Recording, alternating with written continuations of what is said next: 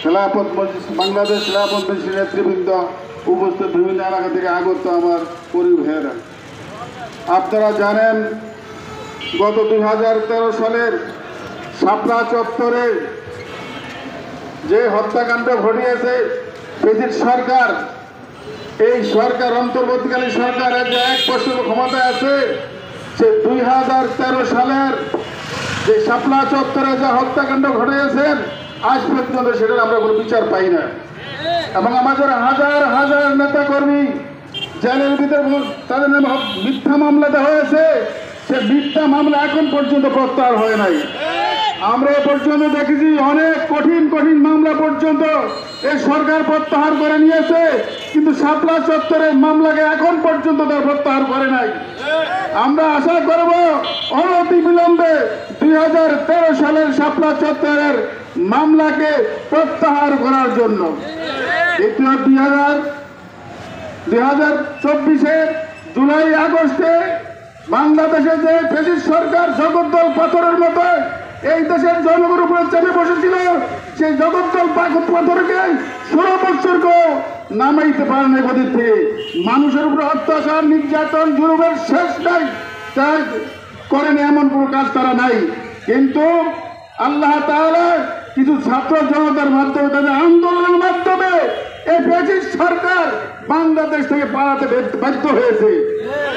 হাসিনা পালাই নাই, পুরা সংসদ পালিয়েছে, পুরা সংসদ পালিয়েছে, চেয়ারম্যান মেম্বার সব পালিয়েছে।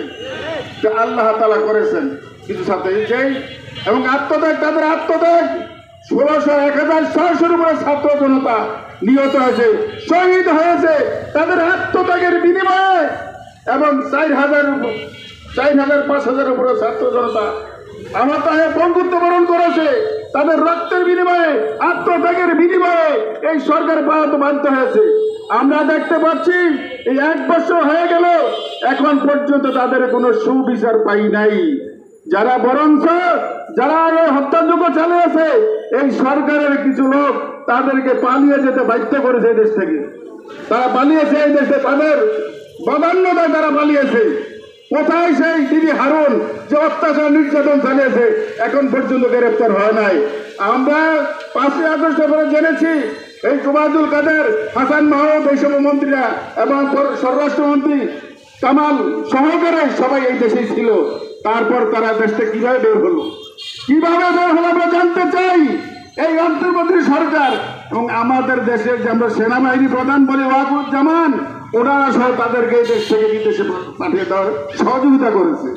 সেই জন্য আমরা বলতে চাই, জুলাই আগস্টে যারা নিহত হয়েছে, আহত হয়েছে, তাদের অনতি বিলম্বে তাদের আমরা বিচার দেখতে চাই।